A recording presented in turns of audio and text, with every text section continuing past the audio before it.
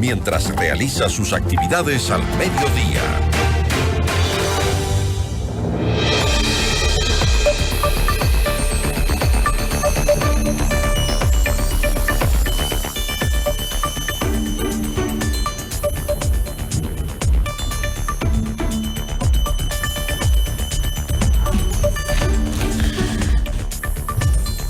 La jueza ponente, Teresa Núquez, está a cargo de realizar el análisis de cada una de las preguntas, de las 11 preguntas en materia constitucional. Es decir, que cumplan con todos los parámetros establecidos en la norma y en la Constitución para que sea aprobada estas 11 preguntas enviadas por el presidente de la República para la consulta popular. La entrevista a la carta, en diálogo directo con los protagonistas de los hechos.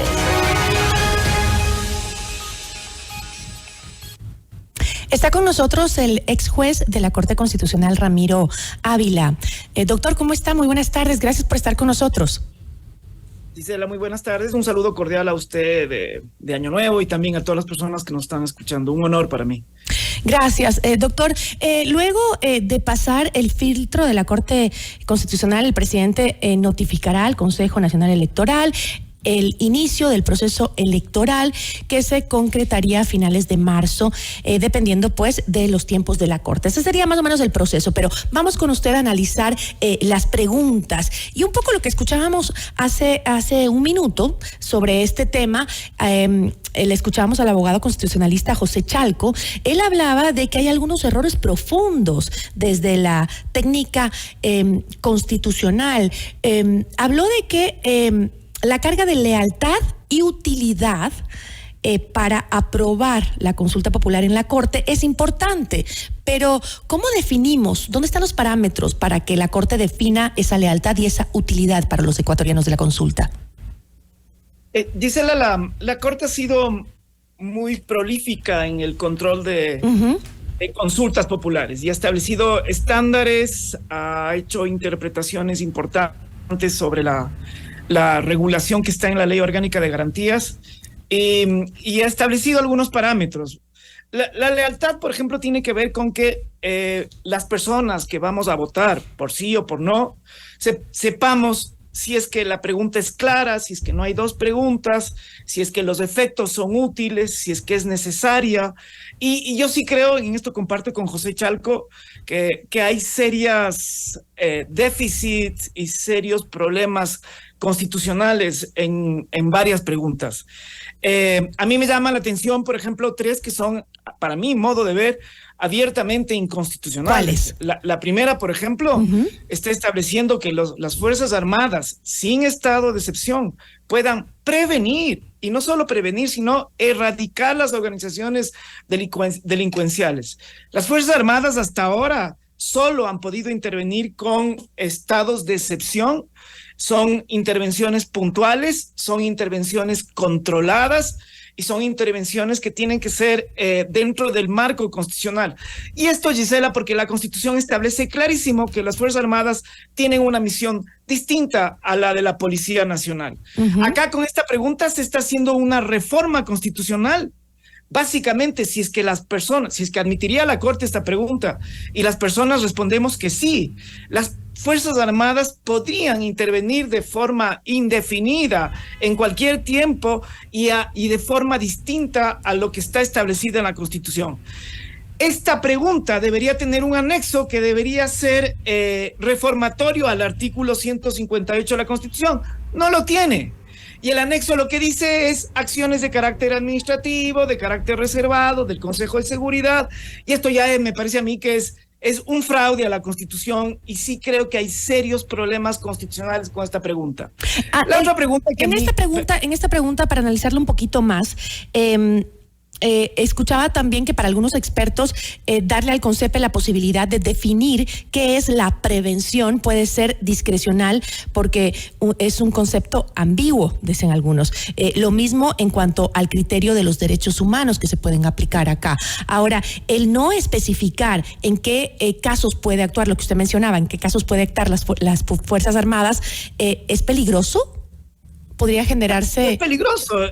Y nosotros, el Estado ecuatoriano tiene ya una sentencia de la Corte Interamericana en el que le manda al Ecuador a distinguir con claridad. Esta sentencia salió en el año 2007 y si usted mira la regulación de la Constitución ecuatoriana sobre los estados de excepción y sobre el rol de las Fuerzas Armadas, recoge ya la doctrina del Sistema Interamericano de Protección de Derechos Humanos. Y básicamente en ese sistema y en esos estándares de la Corte Interamericana se dice que hay que distinguir las funciones de la Fuerza Armada con las funciones de la Policía Nacional. Las Fuerzas Armadas tratan con enemigos, están preparados para la guerra, están preparados para matar a una persona que dentro del sistema jurídico que se aplica en la guerra, que es el derecho humanitario, matar es parte de las reglas del juego. En cambio, la Policía Nacional lo que combate es la seguridad interna y el combate a delincuentes y a personas que son ciudadanas que cometen tipos penales y no son enemigos, no son personas a las que hay que matar. Son dos preparaciones diferentes. Ahí se aplican los derechos humanos. Entonces son dos sistemas jurídicos diferentes, dos entrenamientos diferentes, dos objetivos diferentes. Confundir es un error. A mí me parece que si es que el diagnóstico es que la policía está infiltrada por el crimen organizado o la policía no se abaste, lo que se tiene que hacer es limpiar a la policía y fortalecer a la policía. Pero lo que no se debe, no se puede hacer es confundir dos instituciones democráticas que tienen fines distintos, entrenamientos y objetivos distintos. Entiendo, doctor, la problemática que puede haber en algo tan frágil como es la defensa de nuestros derechos humanos, ¿no? Ahí puede haber muchos problemas y estoy de acuerdo y creo que la gran mayoría de los ecuatorianos podemos ver esa falencia tal vez ahí, pero lo cierto es que vivimos también en una guerra. Si usted dice sí, es una diferencia, estamos en una guerra, nos están matando. Yo no comparto esa visión de que estamos en una guerra. Tenemos un conflicto gravísimo de violencia, pero si uno sale, digamos, las Fuerzas Armadas salen en el territorio ecuatoriano a disparar a la gente que se considera que puede ser un enemigo. Porque la distinción de guerra, Gisela, es que cuando se mata al enemigo no hay punición, no hay sanción. Cuando estamos hablando de ciudadanos que cometen tipos penales, que sí pueden ser violentos, que sí están relacionados con el crimen organizado, lo que hay que hacer es un juicio previo, hay que sancionarles y hay que encerrarles el tiempo que sea necesario. Pero no se puede considerar que esos son enemigos. Son ciudadanos con derechos, nos guste o no nos guste.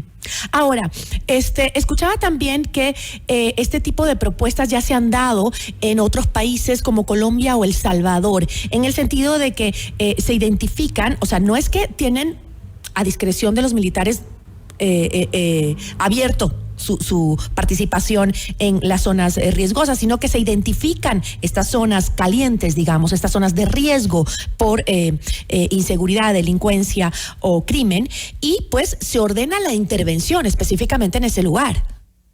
Así funcionan en estos países. Usted ha mencionado un caso que me parece que hay que mirarlo con detenimiento, hay que estudiarlo y hay que aprender los beneficios y los errores que hubo. Y ese es Colombia. Colombia desde el año 90 declaró la guerra al narcotráfico. Un plan Colombia que estuvo financiado por los Estados Unidos, que tuvo armamento y tecnología de última generación que uno puede imaginarse, que sacó al ejército a las calles. ¿Y qué es lo que tuvimos después de 20 años de aplicación del Plan Colombia? Siguen viviendo sumidos en el narcotráfico. Nunca disminuyó el crimen organizado, ni tampoco la producción de droga. Así es. Y lo que se produjo a la postre, y esto está saliendo ahora con la justicia transicional que están aplicando en Colombia, una cantidad enorme de violaciones a los derechos humanos por parte del ejército colombiano. Entonces usted suma a la violencia que es puntual, que es grave, que es terrible del crimen organizado, la violencia que se provoca por el Estado. Y lo que usted tiene en el fondo es un incremento de la violencia. Por eso hay expresidentes en Colombia que ya han firmado un acuerdo, una propuesta de solución, y esa solución tiene que ver con la regularización de las drogas, del mercado de drogas, y por supuesto con políticas que van alrededor del consumo y estas cosas, porque la política de violencia y de guerra contra las drogas no ha funcionado. Entonces, si seguimos el ejemplo de México y de Colombia durante 20 años, lo que vamos a tener es mayor violencia. Ahora, Gisela, doctor, esto es entiendo. lo que nos demuestra la experiencia regional. Exacto, estamos hablando de lo que ya se ha vivido en otros países y que hemos visto de que se ha dado un exceso de fuerza, un exceso de violencia por parte de las fuerzas del orden y en donde se han sobrepasado y no se han respetado los derechos humanos. Pero ¿no es ese el reto que debemos estar vigilantes a través de propuestas como estas? El decir, ¿por qué no pueden ir de la mano? El tema de la firmeza, la dureza para enfrentar lo que estamos hoy viviendo y los derechos humanos. ¿No es ese el reto que deberíamos resguardar? No evitar que las cosas se hagan, sino controlar de que realmente se hagan las cosas de manera firme, eficiente, dura, porque eso es lo que queremos los ecuatorianos contra esta gente que nos está destrozando el país, pero de la mano de los derechos humanos. ¿Es posible? Gisela, tiene que ser posible. Se ha demostrado a lo largo de la historia republicana y quizás la demostración es esa declaración de enemigo interno en los años 50, 60, 70 y 80 en América Latina, de que esa política no ha funcionado. Tiene que hacerse dentro de un Estado democrático respetando los derechos de las personas. Y a mí me parece que la medida radical que hay que hacer acá es limpieza a la policía y fortalecimiento a una policía renovada. No cambiar al ejército ecuatoriano y convertirla como si fuera una policía autónoma. Eso no tiene sentido en términos de una lógica democrática. Estos, como yo insisto, Gisela, tienen entrenamiento y objetivos diferentes. El ejército ecuatoriano no es lo mismo defender la soberanía territorial de un ataque externo por parte de una nación extranjera a eliminar la delincuencia que existe en nuestro país. Y si usted se da cuenta, la delincuencia que existe en nuestro país tiene mucho que ver con relaciones transnacionales. Aquí no se va, ya hemos demostrado que cuando se mata a un capo de la droga, simplemente se dividen 1000 personas que asumen ese rol. Exacto. El problema es la estructura social, económica y política que está infiltrada por la droga, y eso no se va a resolver con medidas que tienen que ver con mayor punición o con presencia del ejército en las calles. Pero doctor, eso por algo tenemos que empezar. Parcial, pero no es profunda. Ok, vamos con la segunda pregunta porque si no nos vamos a quedar estancados en esta. En la segunda pregunta se provocaron muchísimas dudas también entre los analistas. Por su anexo sobre todo, no contiene anexo, no contiene, esta pregunta no contiene anexo, pero la pregunta dice, ¿está usted de acuerdo con que las Fuerzas Armadas realicen control de armas, municiones, explosivos y accesorios permanentemente en las rutas, caminos, vías y corredores utilizados para el ingreso a los centros de rehabilitación social? Estas acciones entendería yo que ya están en la Ley de Seguridad Pública y del Estado, ¿o me equivoco? No, y eso está, Gisela, eso está en el mismo decreto del presidente. Yo leo el decreto del presidente y en el decreto dice, la ley orgánica que regula el uso legítimo de la fuerza, estamos en la pregunta 2, ¿verdad? Sí, en la 2. No, es en la del control de explosivos y armamento en los alrededores de los centros. Sí, cuando usted mira, está en el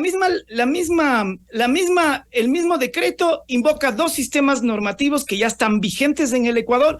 El uno es el artículo 26 de la ley orgánica que regula el uso legítimo de la fuerza, en donde dice que las Fuerzas Armadas podrán actuar en inmediaciones o al interno de los centros de privación de libertad. Y el otro es el artículo 4 de la ley de fabricación, importación y exportación, comercialización de armas, que establece que las Fuerzas Armadas es la única institución encargada de control de armas. ¿Para qué la consulta?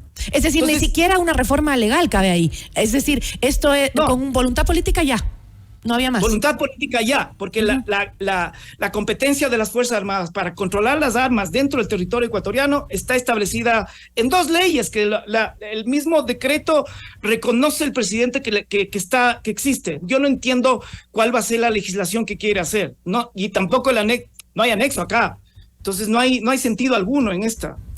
Vamos con la tercera pregunta. ¿Está usted de acuerdo con que los miembros de las Fuerzas Armadas, Policía Nacional y Cuerpo de Seguridad y Vigilancia Penitenciaria no sean privados de su libertad o se les ordene arresto domiciliario mientras dure la investigación o proceso penal por sus actos ejecutados con el uso de la fuerza, reformando el Código Orgánico Integral Penal conforme al anexo? En la pregunta 3, en el anexo pues de esta pregunta consta que si llegara a aprobarse en 5 días, se remitiría el proyecto de ley reformatoria al Código Orgánico Integral Penal a la Asamblea Nacional, que deberá tramitarlo en 60 días. Entonces, ¿para qué le hacemos la pregunta en la consulta si tiene que ir a la Asamblea? Hay dos cosas, Gisela, quisiera decirle. La una es que si uno es leal con la Constitución que dice que se presume la inocencia de una persona antes de tener sentencia condenatoria, si es que uno mira ese artículo de la Constitución que dice no solamente que se tiene presunción, sino hay que tratar como inocentes. Yo creo que en general, salvo delitos muy graves, que haya mucha violencia, la gente debería poder defenderse en libertad.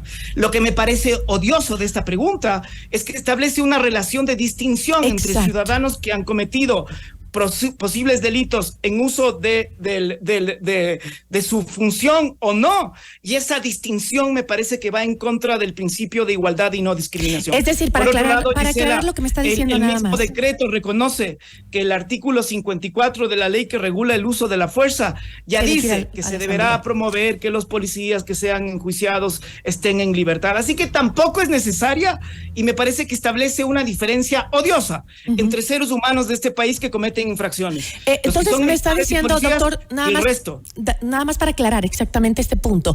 Esta norma no está respetando el principio jurisdiccional de que todos sean tratados de la misma manera, tanto uniformados como civiles.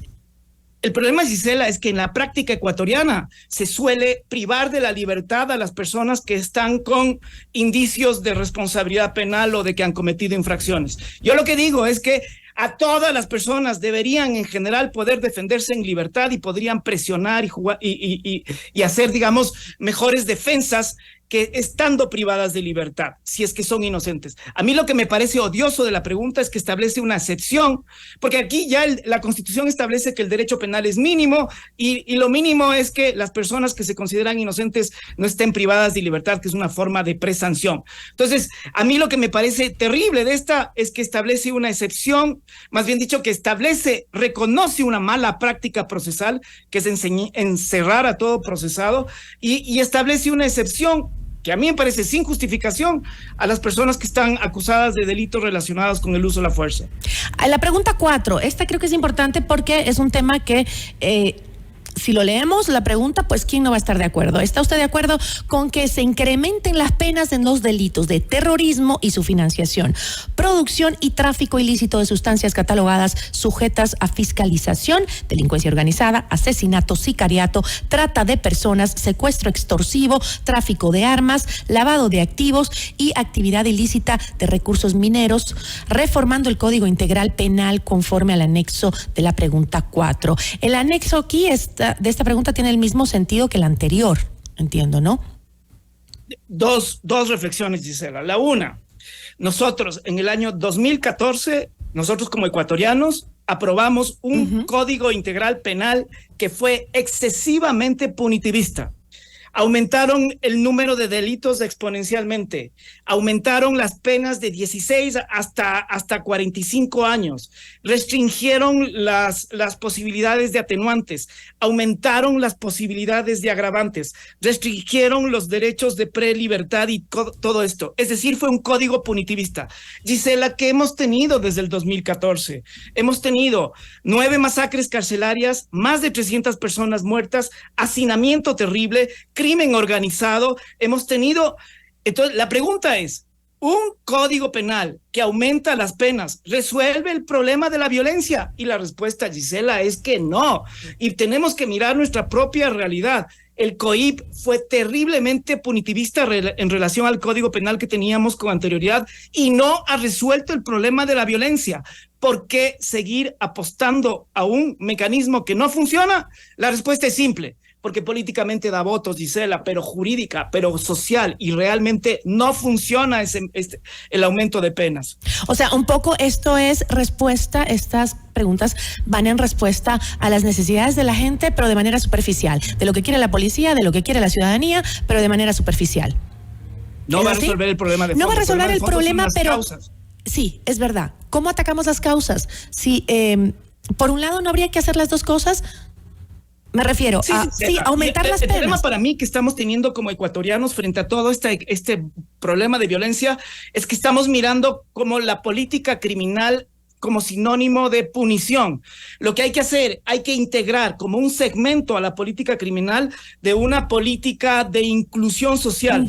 cuando usted mira por qué la gente se dedica al sicariato o por qué la gente se dedica al crimen organizado o a vender droga, al menudeo y acaba siendo como todos estos capos, es porque vienen de hogares que son desestructurados, de barrios que no tienen identidad, de gente pobre que no tiene servicios mínimos básicos y que se presta a una oportunidad de trabajo al final.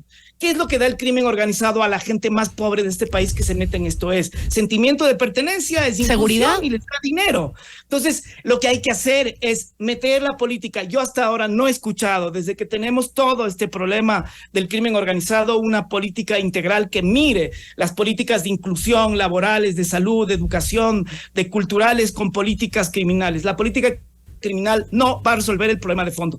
Yo estoy de acuerdo con su comentario, Gisela, de que tienen que ir de la mano. Lo que no puede pasar es que estén separadas las dos.